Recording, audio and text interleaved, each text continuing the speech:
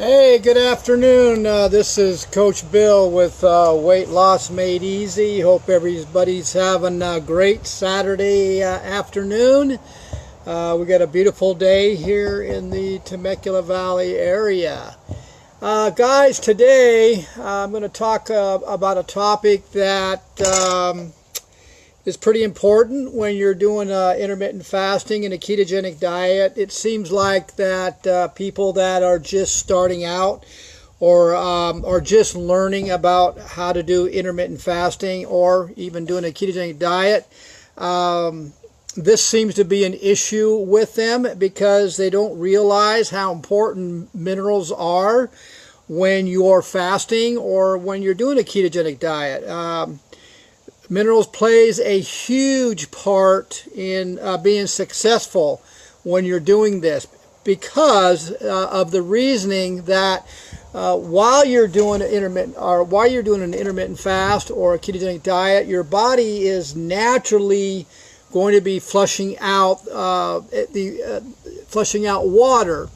And because it's flushing out water, it's also going to be flushing out the minerals at the cellular level. Which means that because you're flushing out more water because of the lifestyle or because of intermittent fasting, obviously you need to replace the water, right? And you also need to replace the electrolytes or the minerals also. And so basically you have to fully understand the importance of hydration. And why, for my 90-day online coaching clients, why I'm so adamant about them doing pink sea salt during their fasting, especially when they're doing their long fasting. And so I do have my computer here, and I do have some notes here, so I don't go off the beaten path here. I want to make sure I get the right, or I keep intact here, or keep the flow going here. But anyway. Just to let you know that dehydration is basically a big factor when it's coming to intermittent fasting and prolonged fasting. Dehydration can cause you to fail. It can cause you to have imbalanced electrolytes at the cellular level. And so you need to understand how important these electrolytes are as far as for your body to function. It's actually your body's electrical system, and it can't function without the minerals. Basically, when you're doing intermittent fasting or a ketogenic diet, you've got to focus on drinking enough water. The problem is most of you are drinking contaminant water. That's why I do a lot of videos on hydrogen-rich water, because it is not contaminated and it is structured in a way where it actually will hydrate you at the cellular level, and it's able to, because of the structure of the water and because of how small the molecules are, it's able to penetrate the walls of the cells and bring in the nutrients and the minerals that you need. Most of you are drinking water that is structured in big clusters, and it does not have the ability to hydrate you at the cellular level. That's why when you're drinking bottled water and you feel full. When you drink a big bottle of it real fast, you feel full. You can't go out and run. You can't go out and jump up and down, because you feel it sloshing in your stomach, and there's a reason for that, because you're not absorbing it. Hydrogen-rich water is structured in a way that as you take your first, as you ingest it through the mouth, it starts to absorb as it's going down, and that's why most people that do drink it make a comment like, well, I don't feel it in my stomach. Well, it's because it's already being absorbed into the body. But the biggest thing is that it's able to transport the nutrients and the minerals you need to keep your electrolytes balanced at the cellular level. Like I said, your body is ran by electricity, and minerals plays a big part in that. And so it's that important to make sure that you're drinking enough water when you're doing intermittent fasting or a prolonged fasting, because you got to replace the electrolytes at the cellular level. And so what we suggest to people is a minimum of 1 gallon of hydrogen-rich water per day. We suggest that at least 2 to 3 times a day they do a 1/4 teaspoon of pink sea salt that has electrolytes in it, and that will help to balance the electrolytes at the cellular level, and of course replace your fluids and your electrolytes, because you are flushing more of them out. But there's another issue out there that seems to be coming up, and that's why I came up with the topic of there's 5 reasons why magnesium is very important when you're doing intermittent fasting or prolonged fasting. And I'm going to give it, and the 5 reasons are, and these are reasons that are pretty common, and they come up every so often, because when people are doing intermittent fasting and a ketogenic diet, these factors do come up, and of course they want to know, okay, why am I feeling this? And so these are the 5 reasons why magnesium plays a big part in when you're doing an intermittent fasting or prolonged fasting. So let's go with the first reason here. Okay, so the first reason is sleep.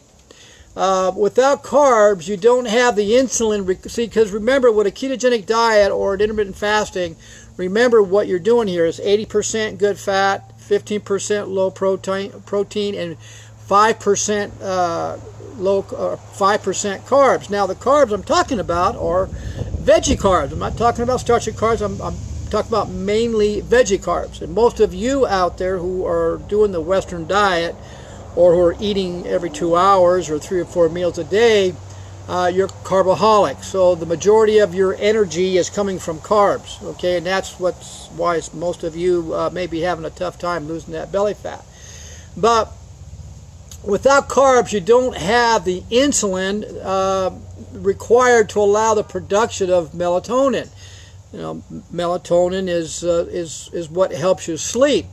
So magnesium helps to turn on the relaxing portion of your brain. So sometimes when you're first starting out, your body's not used to the higher fat meals. Your body hasn't became fat adapted yet, and it hasn't acclimated itself to burning fat as its primary fuel. You know, your body's been used to burning carbohydrates as their primary fuel for decades, and all of a sudden now you're changing the type of foods you're eating to where now your body has got to switch over to fat, and that takes some time. Doesn't happen overnight, but sometimes what happens, you know, people will text me or call me and say, you know, I'm having a really hard time sleeping.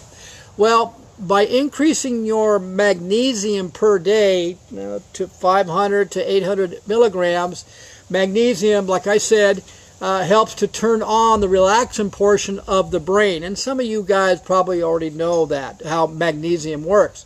Okay, so number 1 is sleep. Magnesium will help you sleep better as your body gets acclimated to burning your body fat as its primary fuel. Number 2, I have an issue with this myself.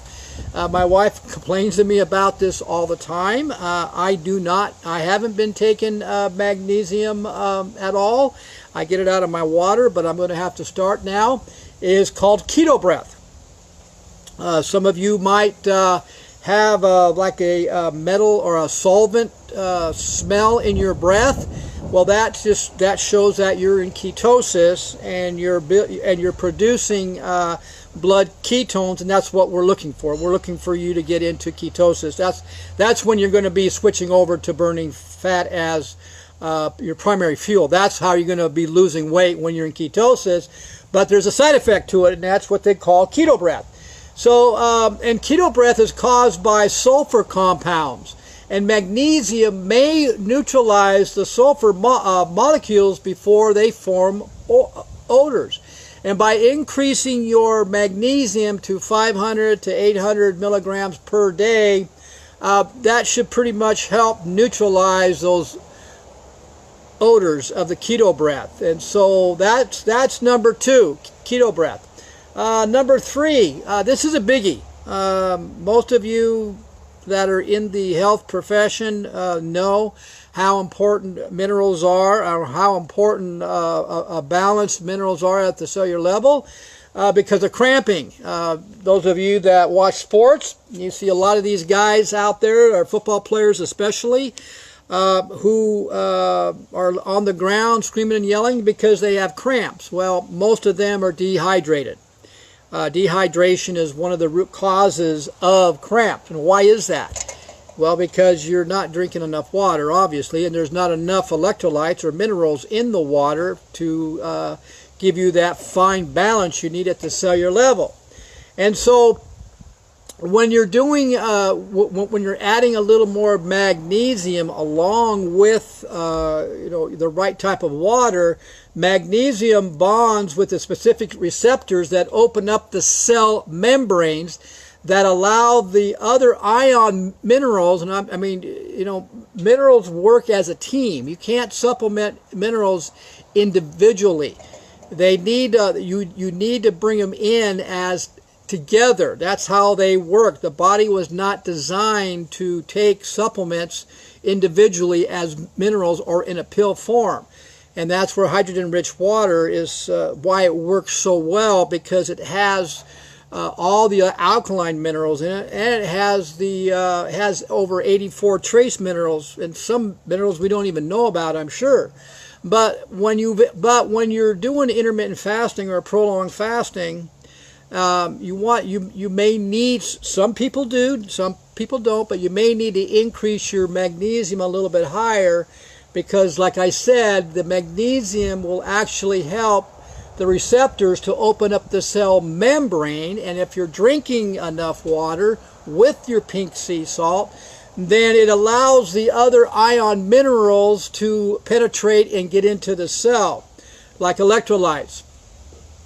So basically, you want to try that, especially in the before you go to bed at night. Now, if some of you might be thinking, well, if I'm doing intermittent fasting and I take a magnesium supplement, it's going to break my fat. I said, no, it's not oil-based. There's no calories to it, so don't worry about it. But you might want to take a little extra magnesium just before you go to bed at night. If some of you might be, a lot of people get a lot of cramping at night, and so that might help. I do 20 ounces of water before I go to bed at night with a 1/4 teaspoon of sea salt, so I don't have that issue with cramping.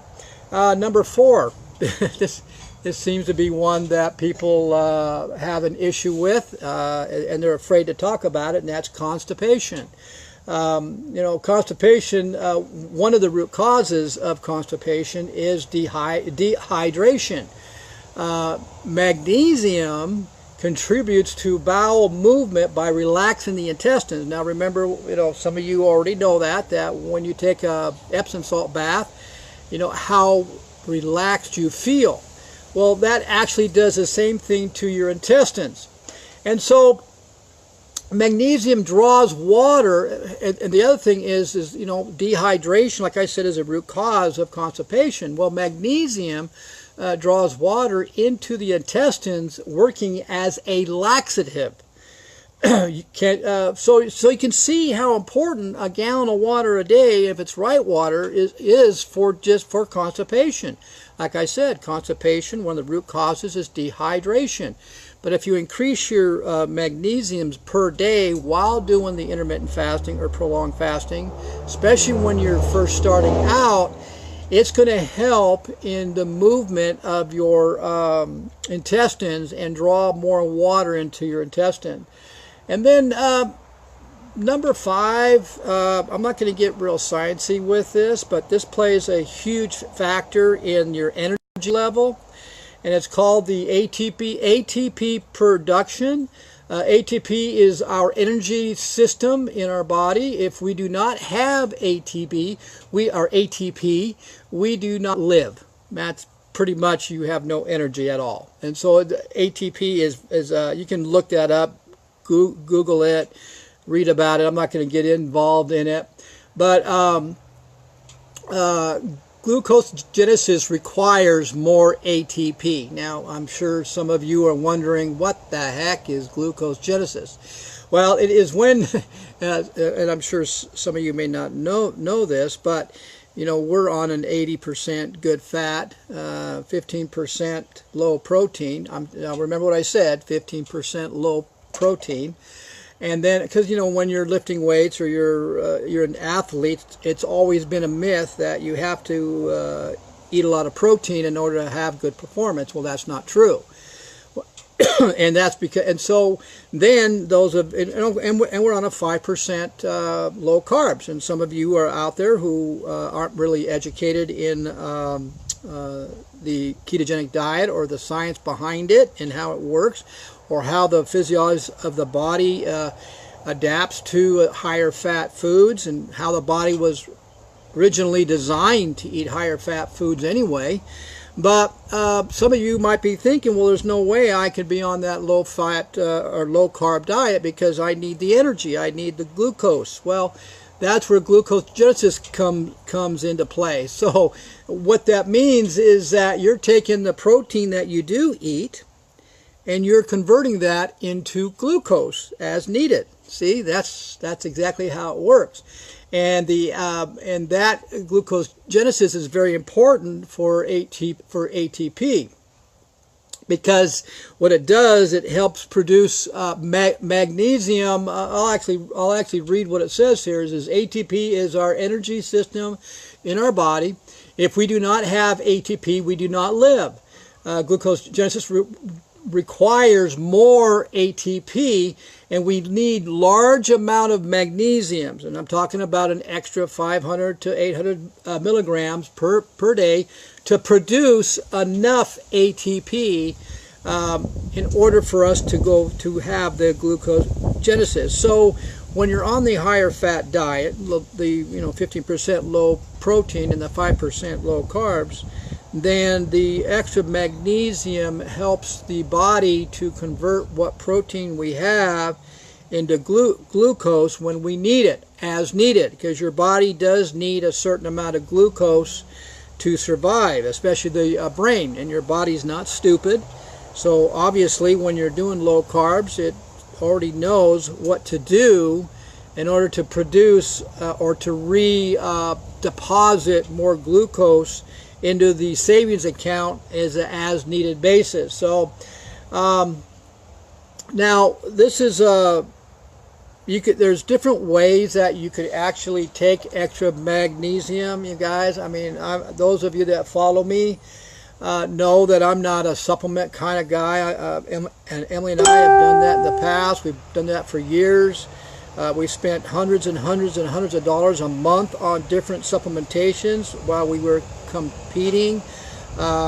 We did get side effects from it, and plus it's just too expensive, and the body's not stupid, like I've been telling you. And so these supplements, you know, they really don't work. So excuse me. So there is ways of getting the extra magnesium that you need to work on these 5 issues here. And one, of course, is pink sea salt every day. You can go down to excuse me. You can go down to a health food store and get some magnesium liquid form, which I like better. But here's a tip for you guys, and this is something that Emily does. I really don't have an issue with constipation, even being on such a high-fat diet. I don't have those issues at all because I've been doing it for a long time. I hydrate. I drink about 1.5 gallons a day of water, of good water. I'm not drinking junk water. I do Himalayan or pink sea salt probably 3 times a day. I train with sea salt in my water. I drink about 0.5 gallon while I'm training. We work out 6 days a week, and so I really don't have an issue with it. Most of you that are just starting out, your body has to acclimate to all this, so you may have to do the magnesium at first. Eventually, your body will adjust to it all. But here's a little tip for you guys from us that might accelerate your if you're having elimination issues, or if you're having some of these other issues, and how to get the magnesium into your cells much faster. is you can take 3 cups of water, and then you put 3 tablespoons of unscented Epsom salt. So those of you that know about Epsom salt, how good Epsom salt baths are for you, because what's it doing? You're absorbing the magnesium from the Epsom salt through the skin, and that's exactly, and that's why you feel relaxed. That's why you feel so calm.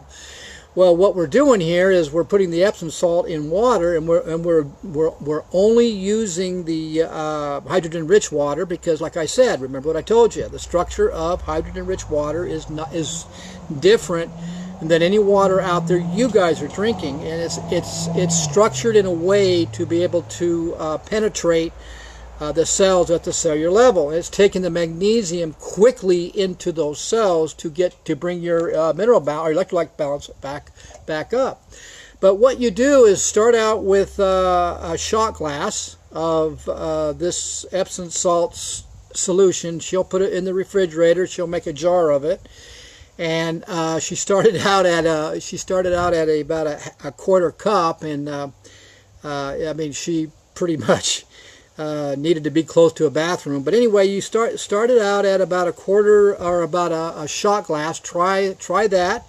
Most of the time, 1 shot glass before you go to bed at night works very, very well, and it'll put the magnesium right back into your system very quickly.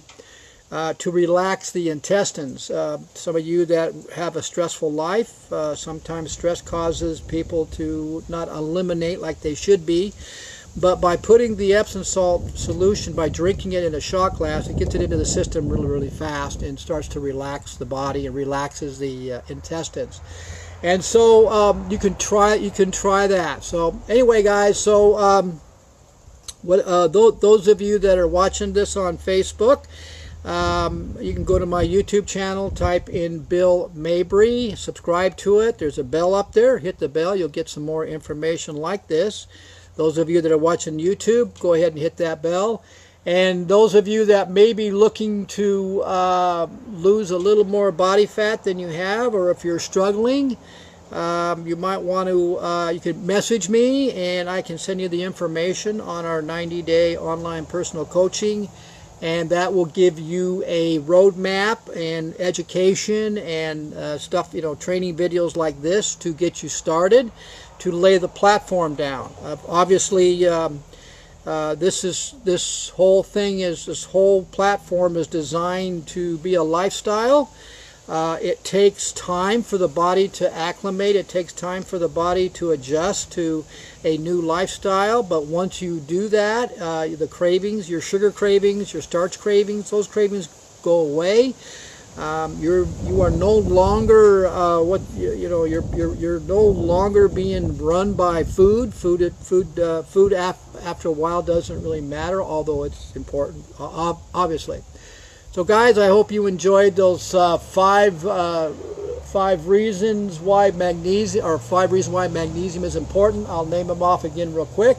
Magnesium helps with your sleep. Magnesium will help with keto breath. Magnesium definitely will help with your cramping, especially for those of you that are cramping at night when you're asleep. Magnesium and hydration helps tremendously if you're constipated. And then, of course, magnesium helps with the production of ATP as well. Okay? Hope you guys saw some value in this, and hope to see you guys on the next video. Have a great day. Bye.